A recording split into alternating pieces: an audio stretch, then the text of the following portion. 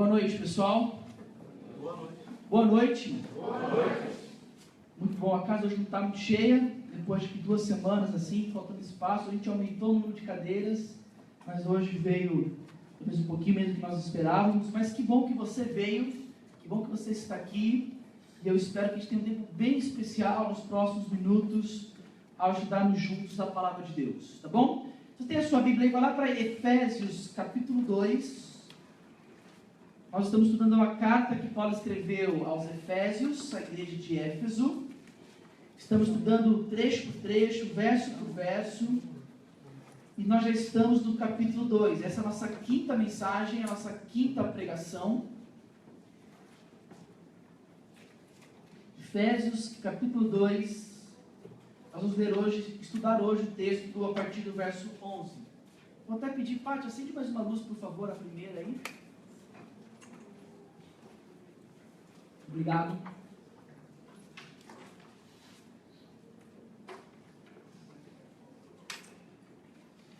Queridos, estamos toda essa série que está aqui atrás. Você que está vindo aqui pela primeira vez, você está acompanhando essa série, então, o que cremos e como vivemos.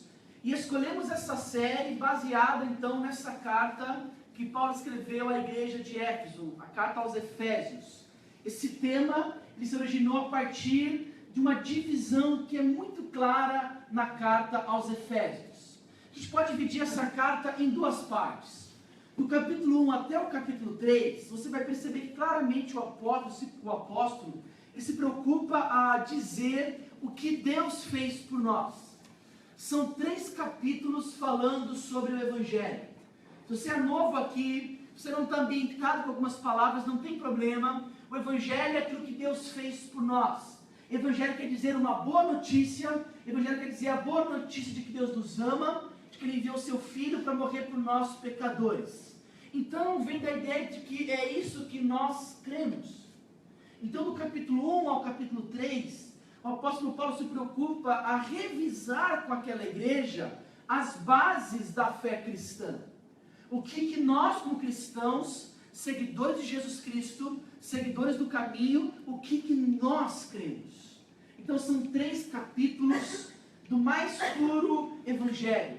São 3 capítulos de Paulo falando claramente, com todas as letras, quem nós somos, nós seres humanos, tá ok? E o que Deus fez por nós.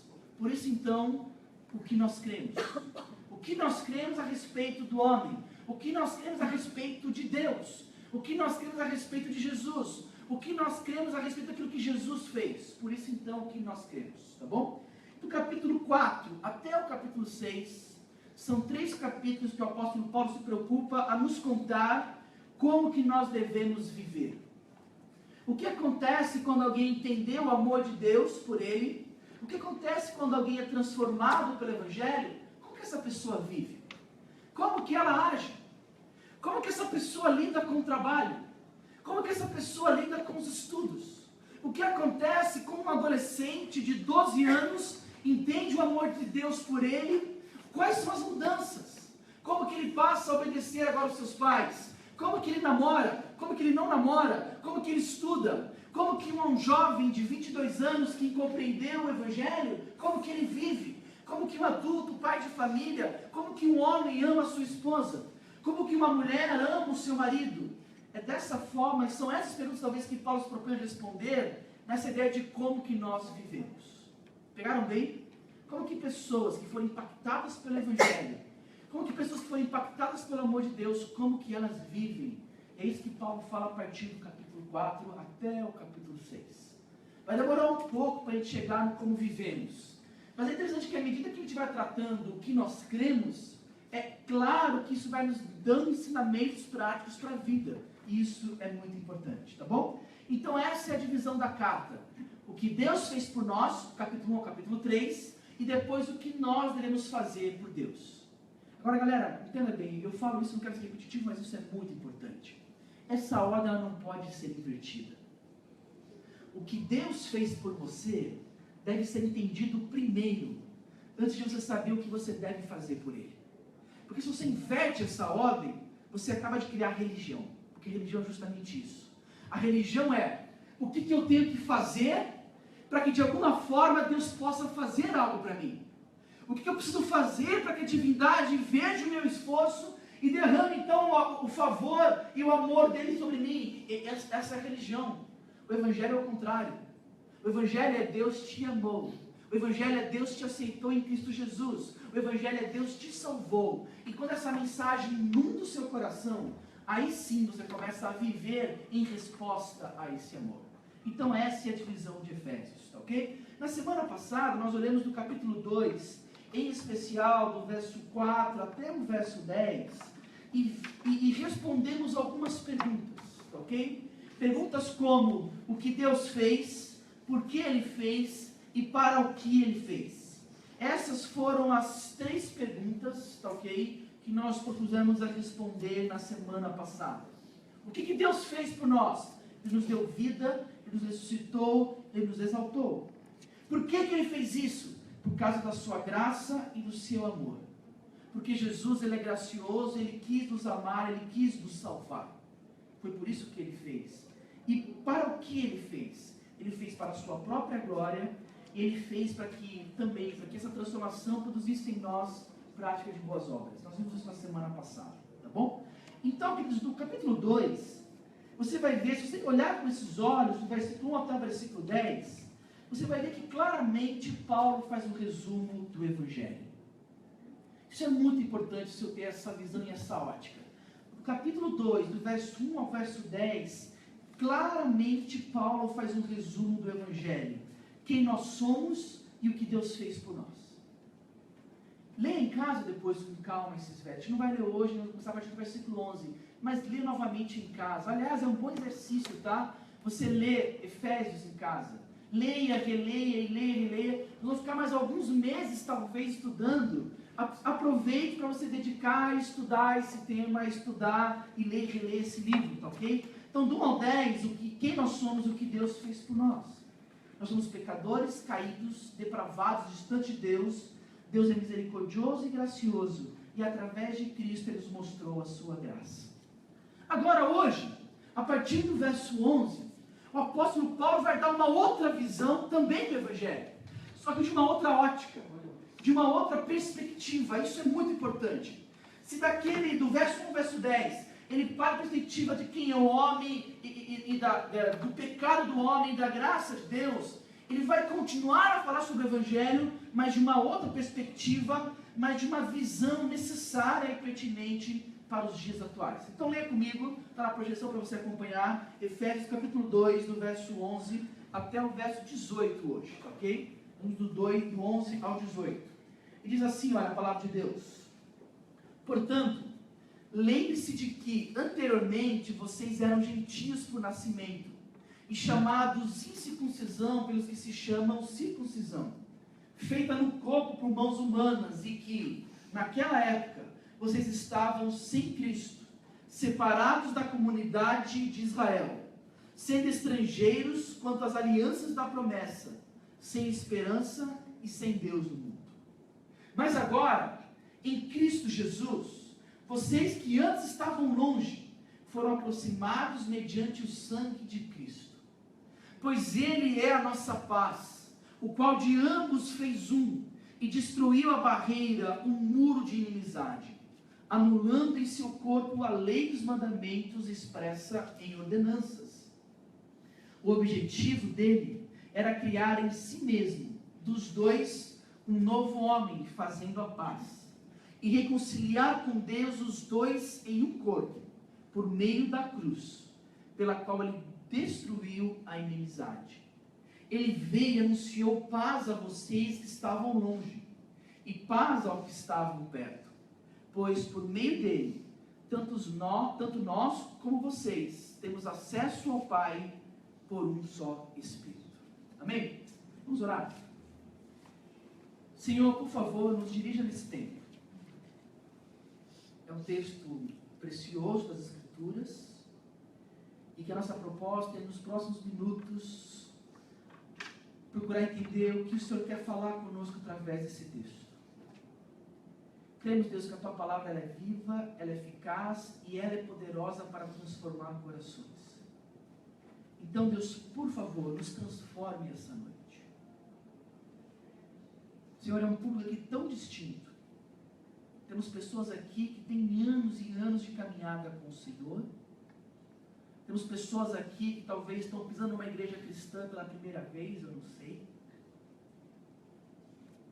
Mas o que nós sabemos, Deus, é que Teu Santo Espírito pode nesse instante falar com todos nós aqui e alcançar todos os corações. Então pedimos, Deus, para que o Senhor assim o faça. Para que eu, Deus, não atrapalhe o Teu agir. Pelo contrário, apenas seja usado pelo Senhor. Para que os meus amigos e meus irmãos aqui presentes também não atrapalhem o Teu agir na vida deles, mas eles possam desejar ouvir a Tua voz e ser transformados pela Tua palavra. Obrigado, Deus, por esse tempo. Em nome de Jesus que nós oramos. Amém. Pessoal, para entender muito bem esse texto, você precisa entender dois conceitos muito importantes. Quem era Paulo e quem eram os Efésios. Esses dois conceitos são muito importantes para você entender muito bem esse texto. À primeira vista, sim, ele pode parecer um texto complicado. Pode parecer, poxa, vamos ver o que o Tiago vai tirar desse texto aí, porque parece ser difícil de compreender alguns termos, compreender o que o apóstolo queria dizer, mas para te ajudar, você precisa compreender quem era Paulo que escreveu e quem era a igreja que recebeu, os Efésios, esse povo lá da cidade de Éfeso, tá bom? Vamos lá. Quem era Paulo? Paulo era um apóstolo de Jesus, tá ok? Mas qual que era a nacionalidade de Paulo? Paulo era um judeu. Guardem isso é muito importante. Paulo era um judeu, tá ok? Ele, por ser um judeu, os judeus, eles faziam parte do povo escolhido de Deus. Entendam bem, queridos, quando o homem peca contra Deus, lá em Gênesis capítulo 3, a tragédia do Éden, de alguma forma Deus bolou um plano para resgatar novamente o homem. E esse plano, ele começava por um povo. E lá em Gênesis capítulo 12, Deus levanta um homem chamado Abrão. A princípio não era nem Abraão, era Abrão somente. Ele chama esse homem lá de Ur dos Caldeus, que era a antiga Babilônia. Antes da Babilônia existir, ele tira Abraão dessa terra e ele faz uma promessa para Abraão, que através da descendência dele viria um povo, um grande povo, e olha que loucura, a partir desse povo, Deus iria abençoar todas as nações da terra. De maneira bem prática, deixa eu tentar ilustrar para vocês aqui. Vamos supor que de todo esse grupo aqui, há, 4.000 anos, 4.500, 5.000 anos atrás, vamos colocar, vamos supor que esse mesmo grupo existisse há 5.000 anos atrás. E todos nós aqui já éramos pecadores, por causa do nosso pai Adão, que pecou na semana passada, tá ok? Certo? Então nós já éramos pecadores, certo? Distantes do Criador, mas Deus desejoso em resgatar novamente a sua criação. Mas sabe o que Deus faz? Deus olha para esse povo aqui e fala assim, eu vou escolher o Vitor aqui. Vem cá, Vitor. Não vai ficar em mesmo, tá bom, Vitor? Mas eu vou escolher o Vitor.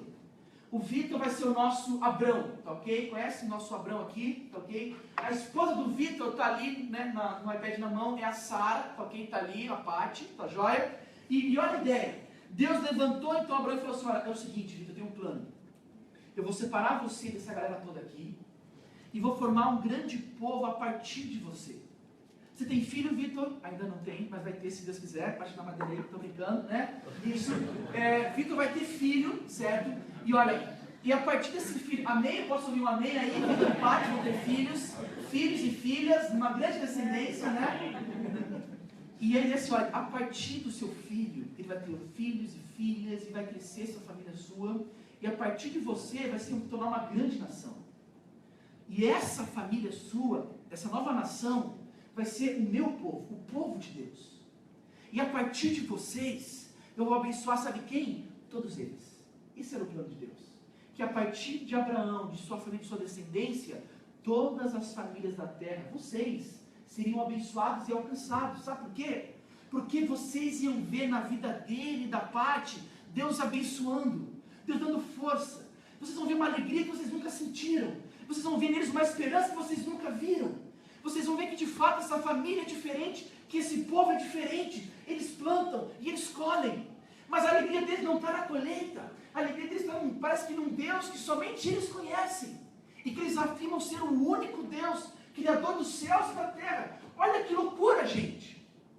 Era justamente esse o plano de Deus. A partir do Vitor e da Paty. Ou lá atrás, a partir de Abraão e de Sara.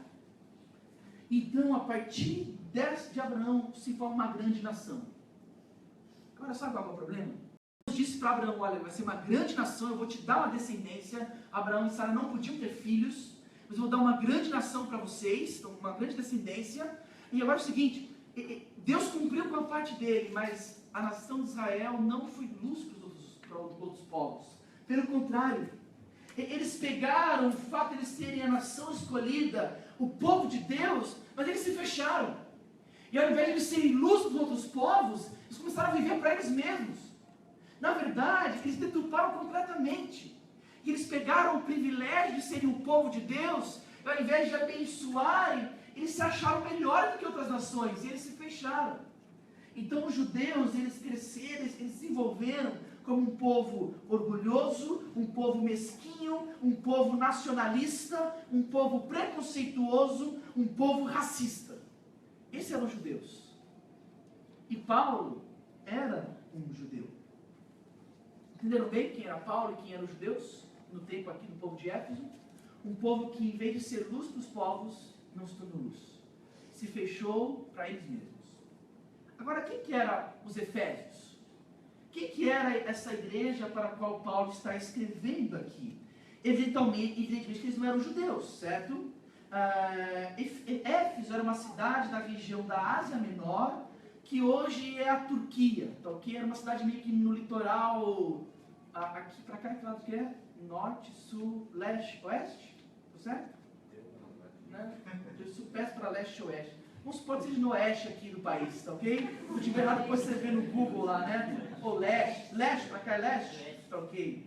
Para cá, né? Isso, certo? Leste, ok. Então no leste da Turquia, no litoral da Turquia ali, essa cidade de Éfeso, tá ok? E o Éfeso, eles não eram judeus. O povo de Éfeso fazia parte da Ásia Menor, e a Bíblia chama esse povo de gentio. Tá, okay? Essa ideia de gentio não é que era um povo educado, não. Tá, okay? Não é com L, não, tá bom? É com O. A ideia do gentio é alguém que não é um judeu. Isso é importante, tá bom? Porque Paulo começa o verso assim. Olha comigo o verso 11. Portanto, lembre-se de que anteriormente vocês eram gentios. A palavra aqui no grego é a palavra etnos, né, que vem de etnia. Mas não quer dizer só um povo diferente. A ideia aqui é uma nação estrangeira que não adora o Deus verdadeiro. Essa é a ideia do gentio, tá ok? É uma nação estrangeira, uma nação que não são judeus e que não adoram o Deus verdadeiro. Em outras palavras, são pagãos. Percebeu então como é que era o mundo antigo? O mundo antigo era judeus e o resto. Basicamente assim para o judeu. Era judeus, povo escolhido, e o resto, pagãos. Outras nações, que não interessa quem são, o que interessa só é que eles não servem ao Deus verdadeiro como nós servimos. E sabe o que é pior? Essa relação entre o gentio e o judeu era terrível. Terrível. O judeu, como eu disse, ele menosprezava o gentio, qualquer gentio. Ele menosprezava, ele era racista com respeito aos gentios. Ele desprezava totalmente quem não era judeu. A relação deles, você só vai encontrar desprezo, ódio e segregação. Quer ver o que eu estou falando? Olha que loucura esse comentário de um estudioso dos tempos antigos, chamado William Barclay. Olha o que ele fala sobre essa relação entre judeus e gentios. Ele diz assim, olha, os judeus sentiam imenso desprezo pelos gentios. E quem eram gentios? Qualquer um que não era judeu. Tá bom? Podia ser o povo de Éfeso, podia ser o povo da Babilônia, podia ser o povo do Egito, qualquer um judeu. Sentiu imenso desprezo. Esses, diziam os judeus, olha que loucura, foram criados por Deus somente para alimentar o fogo do inferno. Era assim que o judeu via o gentio. Deus, diziam os judeus, só ama Israel entre todas as nações que ele criou. Não era nem mesmo possível, juridicamente, um judeu prestar ajuda a uma mãe gentia que estava prestes a dar à luz. Porque isso significaria trazer outro gentio ao mundo. Olha que loucura isso, gente. Um judeu não poderia nem ajudar uma gentia a dar à luz. Um momento de grande sofrimento. Porque isso implicaria em colocar um gentio no mundo. Olha que loucura isso. Isso é loucura. E continua aqui, olha. até a vinda de Cristo, os gentios eram objeto de desprezo para os judeus. A barreira entre eles era absoluta. Se um judeu se casasse com uma gentia, ou se uma judia se casasse com um gentio, realizava-se então o funeral daquele judeu. Tal contato com o gentio equivalia à morte. Essa era a condição então social no tempo de Paulo. Paulo, então, um judeu, está escrevendo para gentios. A pergunta é, o que mudou? Se essa barreira cultural era tão grande, como que Paulo, como um judeu, poderia se dirigir à palavra, escrever e se importar e até mesmo amar gentios como o povo de Éfeso? O que aconteceu para essa barreira deixar de existir? E eu respondo, o Evangelho. Paulo não era apenas só um judeu, mas ele era um judeu convertido.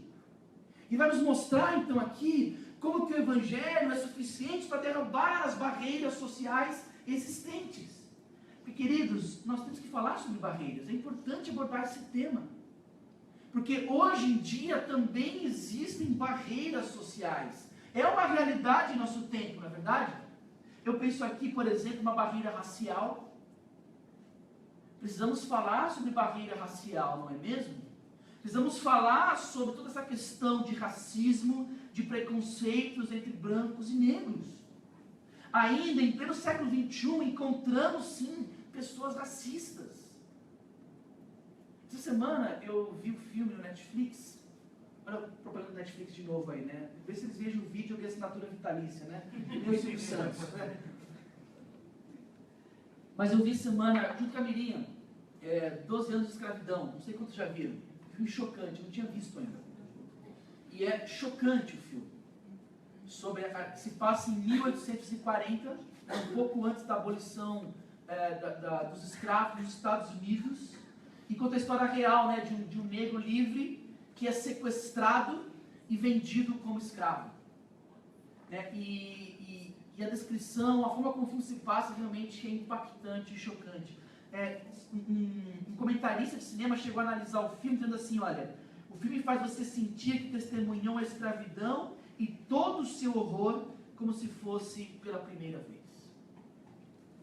Agora, é claro que essa é uma realidade de 1840, mas, queridos, precisamos falar sobre isso hoje em dia, porque essa é uma pauta relevante para o nosso tempo. Ainda existe a barreira racial, mas tem mais.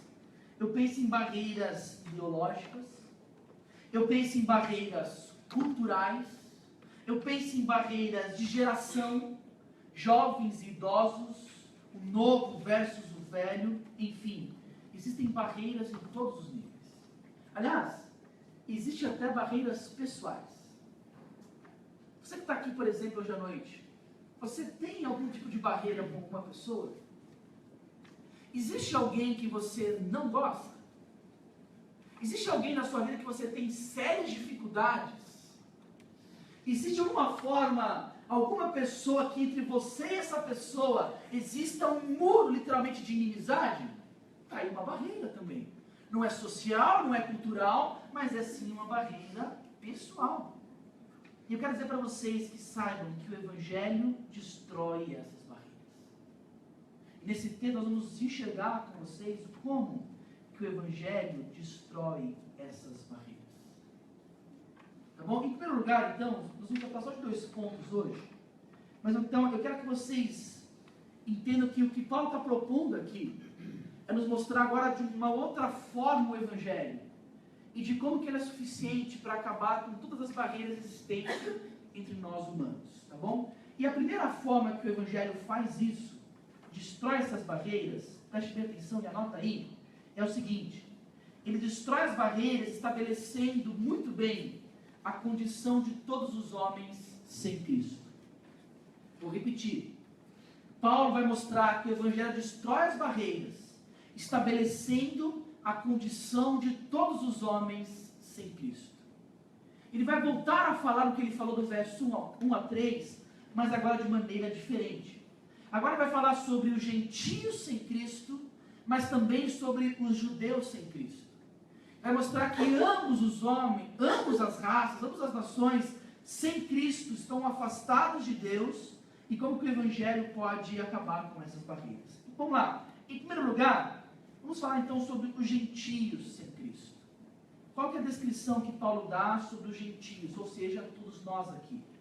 O verso 11 começa dizendo, olha, portanto, lembre-se de que anteriormente vocês eram gentios por nascimento e chamados incircuncisão pelos que se chamam circuncisão, feita no corpo por mãos humanas. A primeira característica de um gentio é alguém que é um incircunciso, chamado incircuncisão. Tá bom? Para quem não está muito ambientado com a linguagem bíblica, a circuncisão era um ritual feito pelos judeus para simbolizar uma aliança com Deus. Uma das marcas de você ser um judeu, além de você ter nascido de um pai judeu, é claro, né, você nascer de uma família de judeus, mas uma das marcas de que você realmente era um judeu, é que todo homem judeu, ele passava por esse processo de circuncisão. A circuncisão, então, era aquela cirurgia, né, difícil, feita no órgão genital masculino, onde aquela pele sobressalente era cortada com uma faca ou com uma pedra afiada. É loucura, nem pensa nisso, vai te fazer passar mal, não perde concentração aqui não, tá? Mas era um ritual duro, difícil, mas que simbolizava essa relação do judeu com o próprio Deus, com o Deus da aliança. E, obviamente, os gentios não tinham essa prática. É por isso, então, que eles são chamados de incircuncisos. Na verdade, chamar um gentio de incircunciso era uma maneira pejorativa do judeu dizer que aquele povo não fazia parte da aliança, que aquele homem realmente não fazia parte dos planos de Deus. Era uma maneira assim de xingamento, digamos assim. Era a forma que o judeu xingava um gentio. Era a forma que o judeu tentava ofender um gentio. Olha, você não faz parte do povo de Deus, você não tem contato com Deus, essa é a sua condição. Você não tem alianças com Deus. Então a primeira característica de um gentio é alguém que não tem aliança nenhuma com Deus, nem interna nem externa. Mas tem mais. Paulo diz no versículo 12 que naquela época eles estavam sem Cristo, separados da nação de Israel.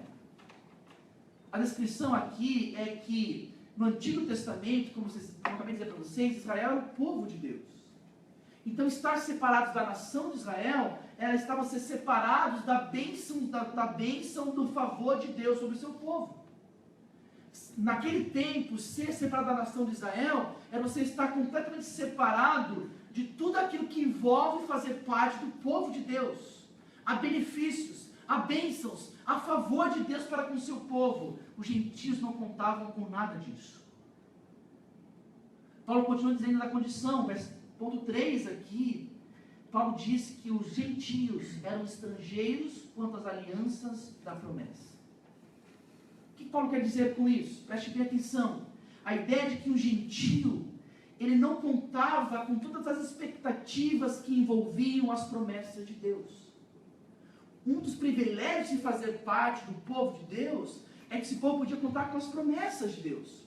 Promessas como, por exemplo, olha, tudo isso que vocês fazem hoje apontam para o Messias. Ele vai vir. Promessas como, olha, um dia um menino nascerá, um menino nasceu, um filho vos deu, ele será chamado Príncipe da Paz, maravilhoso conselheiro. Promessas que viria o Messias, entendam bem, o gentio jamais vivenciou essa realidade. Essa é uma característica do homem sem Deus, não participavam das promessas. E o pior, para fechar, Paulo diz ainda no verso 12, vocês eram sem esperança e sem Deus no mundo. Queridos, essa talvez é a pior descrição de um gentio, de alguém que não conhece a Deus, sem esperança e sem Deus no mundo. Você consegue parar e pensar quais seriam as implicações de que se realmente Deus não existisse? Você já pensou em levar o ateísmo até as últimas consequências? Porque o ateísmo é muito bonito, enquanto intelectual, enquanto você fala, defende, não se pode provar a existência de Deus, o cara fala que tudo altivo, legal, babá. Mas você consegue pensar no que realmente seria viver se Deus de fato não existisse? E levar isso até as últimas consequências? Alguns alguns meses atrás, a gente conversou com jovens até sobre isso. Nós estamos falando sobre apologética com jovens. E acho que a nossa segunda lição foi justamente conversar aqui, bater um papo sobre o que seria de uma vida sem Deus. E a conclusão foi, olha, uma vida sem Deus é uma vida sem significado, sem sentido, sem valor e sem propósito. Se você tira Deus da equação, realmente a vida não faz sentido. A vida não tem valor, não há certo ou errado. Na verdade, sem Deus, a vida de um homem não vale mais do que a vida de uma barata. Porque ambos somos apenas resultado de um processo evolutivo do acaso, somente isso. Se você tira Deus da jogada, você não tem mais valor do que a barata que você pisa. Ou que você foge, dependendo de quem for, tipo de pessoa, né, que você for, certo? Mas essa é o ateísmo levado às últimas consequências. Os jovens vão lembrar que quem esteve aqui, a gente até passou um vídeo bem interessante, e nesse vídeo o entrevistador perguntou para alguns jovens, olha, jovens ateus, se o teu vizinho está se afogando, e teu cachorro também está se afogando, quem que você salva? O teu vizinho ou o teu cachorro? E aqueles jovens, depois de pensar um pouquinho, responderam, eu salvo o cachorro. Agora, por que você salvaria o cachorro? Porque se Deus não existe, e a resposta de uma das meninas foi justamente essa. O meu vizinho, ele não é mais importante, não tem mais valor do que o meu cachorro. Ambos são resultados de um processo evolutivo do acaso. Quem disse que o homem é mais importante do que o animal, por exemplo? Então, é justamente assim que os gentios viviam e ainda vivem. Esse é o quadro dos gentios sem Cristo. Mas Paulo, nesse texto, fala também do quadro dos judeus. Ele fala que os judeus, ainda que indiretamente, também estão distantes de Cristo. Olha lá o verso 11, que interessante. O verso 11, Paulo dá alguns indícios, começa a dar alguns indícios sobre a visão dos judeus, porque ele diz assim, olha, vocês eram chamados de circuncisos por quem? Pelos que se chamam circuncisão. Podia parar por aqui, mas ele não parou. Paulo continua. Feita no corpo por mãos humanas. Aqui Paulo descreve que esse processo da circuncisão, que é uma ordem de Deus, é verdade, mas que os judeus começavam a fazer de maneira errada, porque eles faziam apenas externamente. A circuncisão virou apenas um rito, não do coração, mas apenas um rito externo. É o que Paulo começa a dar sinais aqui, de uma religiosidade vazia por parte dos judeus. Paulo diz, olha, vocês gentios, de fato, não tinham aliança nenhuma com Deus, mas os judeus, eles até tinham externamente, mas esse rito externo era apenas feitas por mãos humanas, apenas um simbolismo de uma aliança feita, não com o coração, mas apenas externamente, uma religiosidade vazia. Ainda no texto, se você olhar novamente, Paulo começa a dar mais indícios de quem são os judeus. Olha comigo o versículo 15. Nós vamos voltar depois para o 14 e 13, mas olha o que ele diz no versículo 15. Anulando em seu corpo a lei dos mandamentos expressas em ordenanças. O que Paulo quer dizer com isso? A lei era essencial e importante demais para o judeu. Por que Paulo está dizendo aqui que Jesus anulou a lei em seu corpo? O que ele quer dizer com isso? Será então que Jesus acabou com a lei, a gente não precisa mais cumprir a lei? Será que é isso? E quem está no grupo pequeno terça-feira vai saber que não é isso a resposta, não é verdade? Não, claro que não. Mas Paulo está dizendo aqui que, olha, a lei cerimonial, aquela lei que o judeu cumpria, e que apenas apontava para algo, esse algo era o próprio Jesus. Então quando Jesus veio e morreu, ele anulou essa lei. Porque ela só apontava, ela só era um vislumbre daquilo que iria acontecer em Cristo Jesus. Então, por parte dos judeus, Jesus anulou totalmente a lei cerimonial. Mas os judeus ainda continuavam a cumprir com a lei cerimonial. Ou seja, nesse texto, Paulo também está falando que o judeu está tão perdido quanto o gentio. Olha o verso 17, depois eu vou voltar, mas olha aqui o verso 17. Olha o que diz, ele veio e anunciou a paz a vocês que estavam longe, e paz aos que estavam perto. não era só os gentios que estavam longe que precisavam de paz. Os judeus que estavam perto também precisavam de paz. Porque gentios e judeus estavam e estão numa condição de rebeldia para com Deus. Queridos, eu quero que você consiga ter essa ótica. A ideia central aqui desse primeiro ponto é mostrar que todos estão afastados de Deus. Não há distinção com respeito a quem está mais ou menos distante de Deus, não. Entendam bem, não existe mais um pouco mais próximo de Deus ou um pouco, não. O homem sem Cristo, todos eles, gentios ou judeus, brasileiros ou argentinos, flamenguistas ou vascaínos, todos sem Cristo estão longe de Deus. Não existem bons pecadores e maus pecadores, não. Religiosos judeus e irreligiosos gentios, todos estão distantes de Deus por causa do pecado. Não importa se você nasceu num lar cristão, não importa se sua mãe é cristã, se seu pai é cristão, não importa se você nasceu num lar católico, com bons ensinamentos, não importa se você teve uma boa base de vida, não interessa. Não interessa se você é macumbeiro, se você é ateu. O que pode dizer que a condição do homem sem Cristo é que ele está totalmente distante de Deus. Agora, tentando fechar um ponto aqui. O que isso tem a ver, o que isso tem a nos ensinar a respeito de quebra de barreiras? A ideia é, não faz o menor sentido você tratar outro grupo de pessoas com preconceito. Como se você fosse superior a essa pessoa, porque diante de Deus, você está tão perdido quanto o objeto da sua segregação. É isso que Paulo talvez queira ensinar aqui para os Efésios e também para os judeus que iriam ler essa carta. De que não faz o menor sentido você desprezar alguém, porque você, sem Cristo, é igual a essa pessoa. Não faz sentido nenhum o racismo. Não faz sentido nenhum a segregação cultural. Não faz sentido nenhum você menosprezar nenhum tipo de pessoa. Porque sem Cristo, você é igual a ela. Você está tão distante de Deus quanto ela. Seja ela um maluco qualquer, seja ela um assassino, seja ela uma boa pessoa, sem Cristo, Paulo está afirmando aqui, todos nós estamos distantes de Deus. Não existe raça superior, não existe cultura superior, não existe teologia superior, não existe geração superior. Aos olhos de Deus, todo homem sem Cristo está condenado. É dessa forma que o Evangelho começa a nos ensinar a quebrar as barreiras, entendendo que sem Cristo, você e quem você rejeita, você e quem você tem dificuldade, você e quem você criou um muro de inimizade, você sem Cristo é igual àquela pessoa. Estão condenados, distante de Deus. É dessa forma que o Evangelho começa então a destruir as barreiras.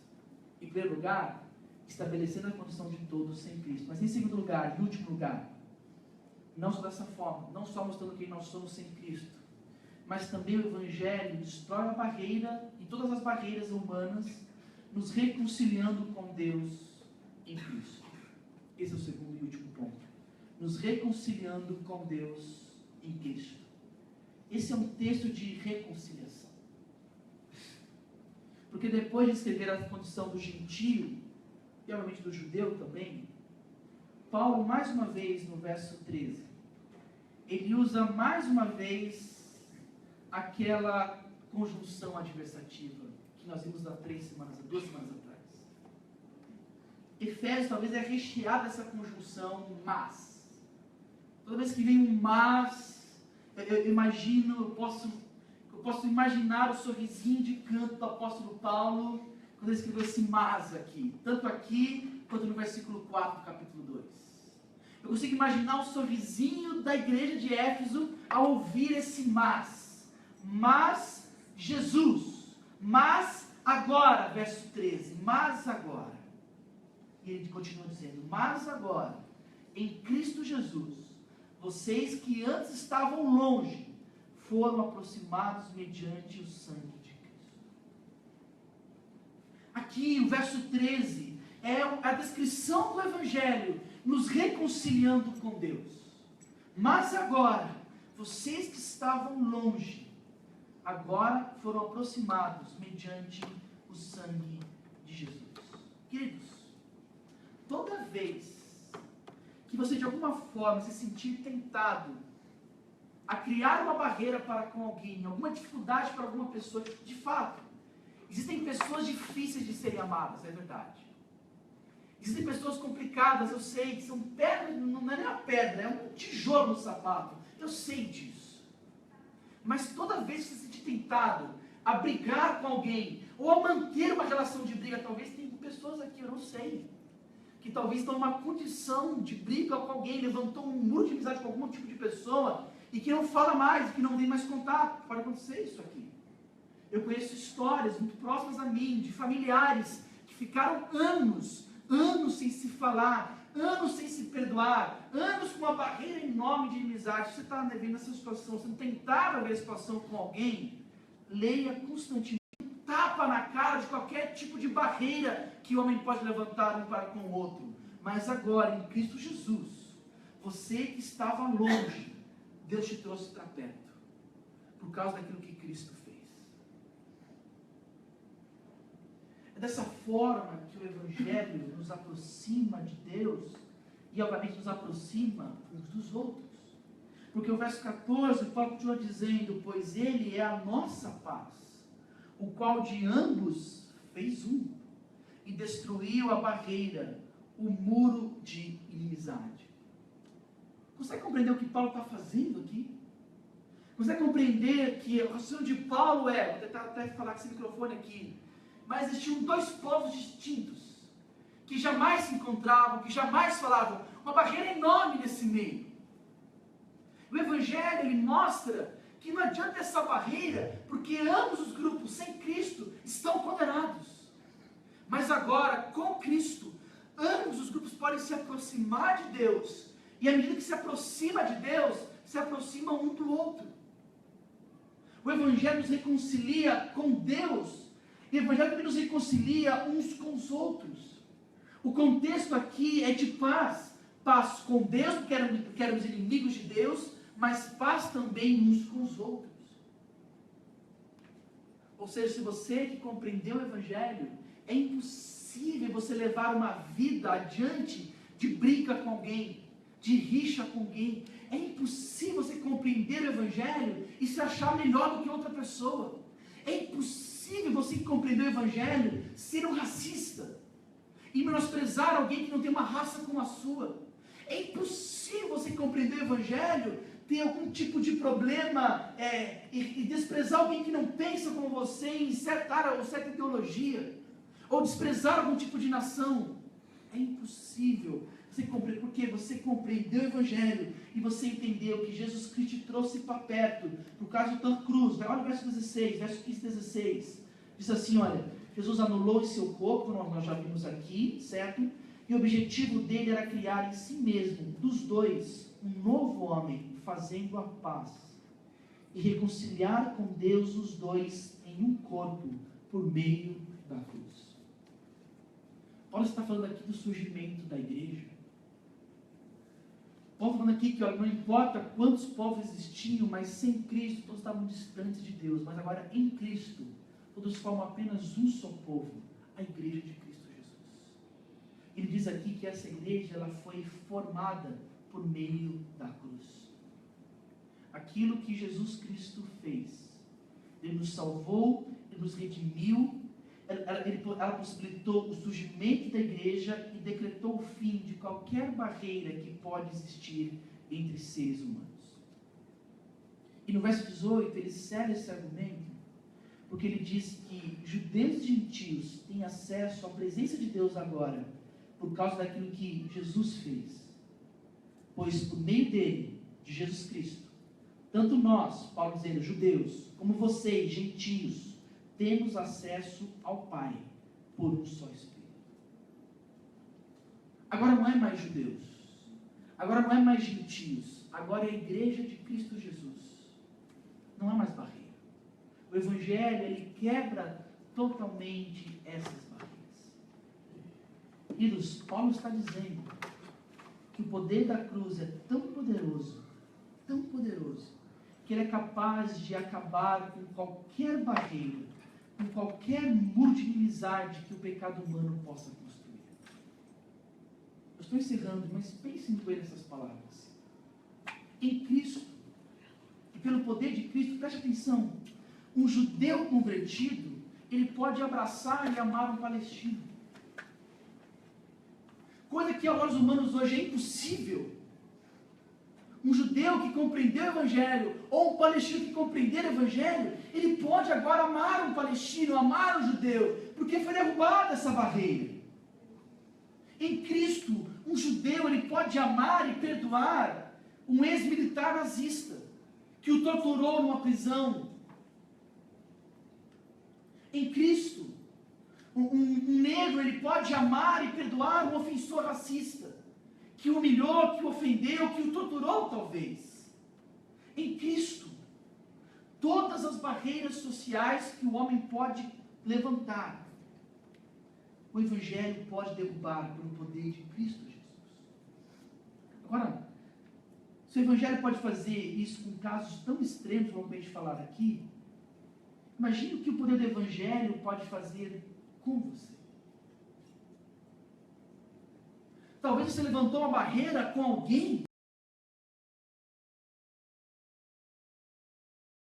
mas Cristo fez essa ponte perfeita. E se Cristo conseguiu reconciliar você com Deus e perdoar seus pecados e fazer de você uma nova pessoa, Ele pode fazer isso com você nas suas relações interpessoais. Cristo pode restaurar a sua relação com qualquer pessoa que você esteja problema. Seja um colega de trabalho, seja um inimigo na vida que você causou, seja um familiar, seja uma esposa, um marido. Problemas que aos olhos humanos a gente olha e fala, cara, isso é impossível. Não, olha, meu casamento realmente não tem mais solução. À luz do Evangelho, não. Porque Efésios 2, versículo 11 até o 18, diz que todas as barreiras que o pecado humano pode construir, o Evangelho destrói. Todos os muros que o pecado humano pode levantar, o poder da cruz, a cruz tem poder para destruir. É isso que nós aprendemos aqui. Para encerrar, a ideia central desse ponto 2 é que quando você descobre que você foi objeto do amor de Deus, quando você descobre que quem você era e o que Deus fez para te alcançar, quando você descobre que Deus te tratou com graça, que você era inimigo de Deus, mas Deus te tornou amigo e filho, que Ele mudou a sua condição, a forma como Ele mudou o seu coração. Quando você descobre tudo isso, a pergunta é, como que você pode tratar alguém com desdém? Como que você pode olhar para alguém e não tratar essa pessoa também com amor e com graça? Como é que você pode se achar superior a uma pessoa? É impossível. Quando você descobre realmente o que Deus fez por você, você sabe que você é capacitado agora para fazer o mesmo com outras pessoas. Quando você entende o quanto você foi perdoado, você tem o poder de passar a perdoar outras pessoas. Quando você entende o quanto você foi amado, você passa a amar as pessoas em Cristo Jesus. Esse é o poder do Evangelho. E é nesse Evangelho é o que nós cremos. Vamos orar? Baixa a cabeça e fecha os olhos.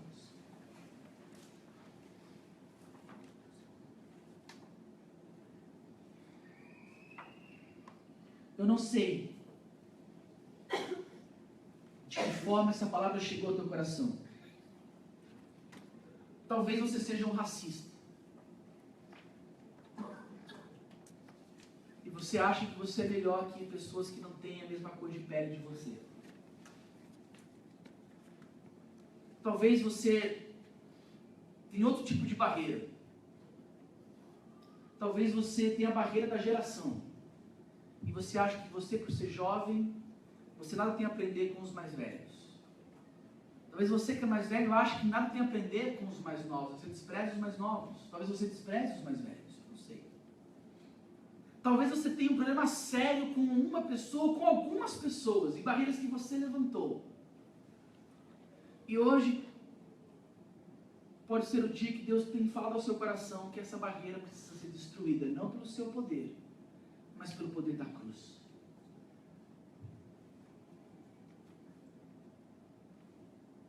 Se você está com talvez dificuldade de amar alguma pessoa, você precisa lembrar quem você é sem Cristo, quem você era sem Cristo e o quanto Deus te amou.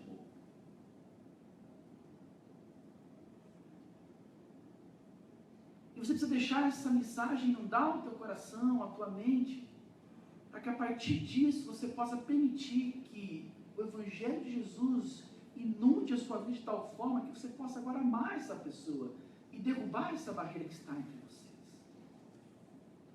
Talvez pode ser algum familiar, talvez pode ser seu marido ou a sua esposa. E você está diante de uma situação que aos olhos humanos se criou uma barreira impossível, mas pelo poder da cruz, não. Cremos no Evangelho de Jesus Cristo,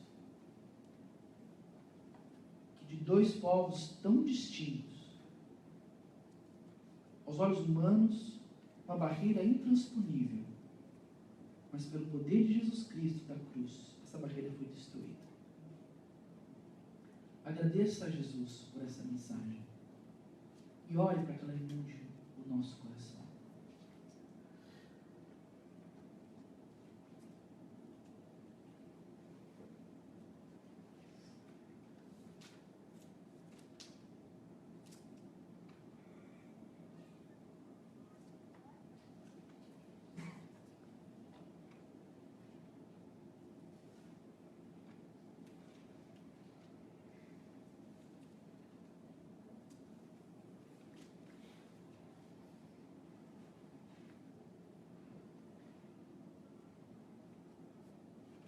Uma das melhores formas de nós lembrarmos do Evangelho e aplicarmos ele em nossos corações é através da ceia do Senhor.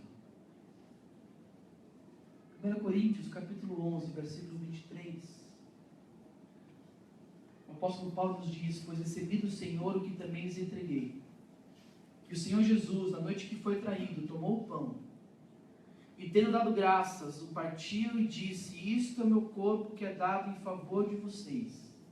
Façam isto em memória de mim. Da mesma forma, depois da ceia, ele tomou o cálice e disse: esse cálice é a nova aliança no meu sangue. Façam isso sempre que o beberem em memória de mim. Porque sempre que comerem deste pão e beberem deste cálice, vocês anunciam a morte que ele venha. Portanto, todo aquele que comer do pão ou beber do cálice do Senhor indignamente será culpado de pecar contra o corpo e o sangue de Jesus, e o sangue do Senhor. Examine-se cada um a si mesmo, e então coma do pão e beba do cálice. Queridos, uma das melhores formas de nós lembrarmos do Evangelho é através da ceia do Senhor. A ceia do Senhor é o momento onde nós refletimos. É um tempo para que você possa participar da igreja do Senhor Jesus Cristo. Ela é feita com a igreja. Você, quando pega esse pão e esse cálice, você sabe que não foi só por você, mas foi por um povo, para Deus formar um povo, um novo povo que nós vemos aqui. A igreja de Cristo Jesus é um tempo de confissão, é um tempo de comunhão e é um tempo de convicção. De você reafirmar as suas convicções. Você relembrar aquilo que realmente Jesus fez por você. Você reafirmar as suas convicções de que realmente você compreende que esse pão, que esse suco de uva representam o corpo e o sangue de Jesus. Você entendeu isso. Você relembra isso. Você reafirma a sua convicção. Então, num tempo agora especial, vamos cantar uma canção que fala sobre o amor de Deus. A canção que fala sobre aquilo que Cristo fez por nós. E à medida que você for cantando essa canção, vou pedir para que o Alexandre Isabela nos ajude na distribuição dos elementos. E vocês vão tomar os elementos e continuem lembrando sempre de confessar os teus pecados, de reafirmar a sua convicção e de agradecer a Deus pela comunhão. Deixa eu deixa eu responder uma pergunta que pode estar na cabeça de muitos de vocês. Quem é que pode participar da ceia do Senhor? As pessoas que vão distribuir, elas não fazem nenhum tipo de acepção de pessoas. Elas vão passar por aqui e você vai pegar ou não segundo o seu coração. Mas pode participar desse tempo, entenda muito bem, pessoas que um dia tiveram um encontro real com Jesus Cristo. Pessoas que foram realmente transformadas pelo Evangelho de Jesus. A ceia do Senhor é para filhos de Deus. Pessoas que entenderam que elas são sem Cristo, se arrependeram dos seus pecados, pediram perdão e se humilharam um dia aos pés de Jesus, pedindo perdão pelos seus pecados e receberam toda a graça e todo o amor por parte de Deus. São essas pessoas que podem participar da ceia do Senhor. E depois disso, elas professaram a sua fé. Elas foram batizadas. Elas fazem parte de uma igreja local. Não sei se é essa igreja não, claro que não. Mas elas fazem parte de uma igreja. Elas servem nessa igreja. Elas têm comunhão com outras pessoas daquela igreja. São essas pessoas que têm o privilégio de participar da ceia do Senhor. Se você não se encaixa nesse perfil, não participe. Se você não se encaixa, não participe. Porque a Bíblia diz que você vai estar tomando condenação para você mesmo. É algo sério. Mas se você sabe que você é um cristão, se você realmente entende claramente o que Jesus fez por você e está em comunhão, talvez com essa igreja, com qualquer outra igreja, participe da ceia do Senhor com alegria. Vamos cantar e vamos celebrar a Deus, aquilo que Deus fez por nós.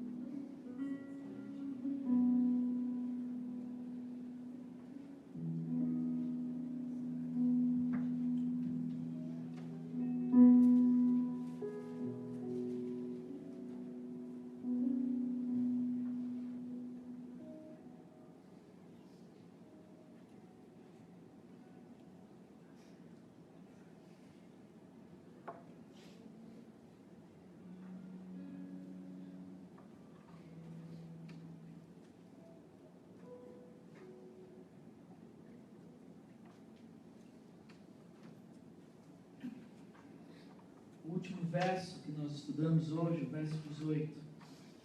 Pois por meio dele, Jesus Cristo, tanto nós como vocês temos acesso ao Pai por um só Espírito. Esses elementos que estão na sua Pai agora são a prova do amor de Deus por você, que fez um dia você entender quem você era e que te alcançou, que te perdoou, que te justificou e que transformou a sua história. Baixa a cabeça, fecha os olhos, vamos orar mais uma vez. Obrigado, Senhor, por esse tempo. Obrigado, Deus, por esses elementos que estão aqui em nossas mãos. São apenas, Deus, representações para que nós nos lembrássemos daquilo que o Senhor fez por nós.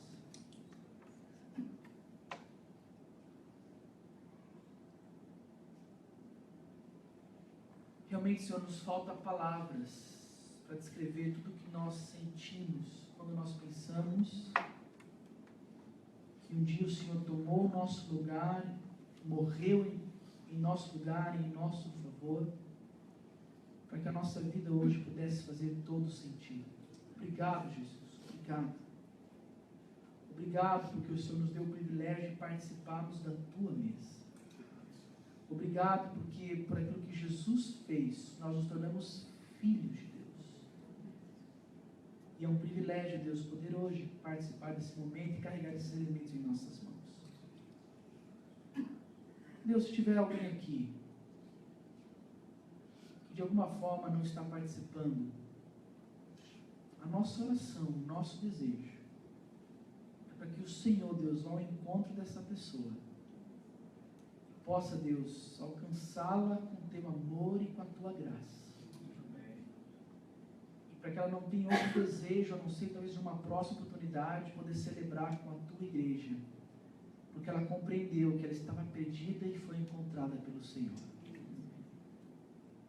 Deus, é o nosso desejo, essa é a nossa oração. Em nome de Jesus que nós oramos, pedindo perdão pelos nossos pecados, e crendo, Deus, que o Senhor é fiel e para nos perdoar e nos purificar. Obrigado. Em Jesus que nós oramos. Amém. Em memória do Senhor Jesus, vamos comer do pão.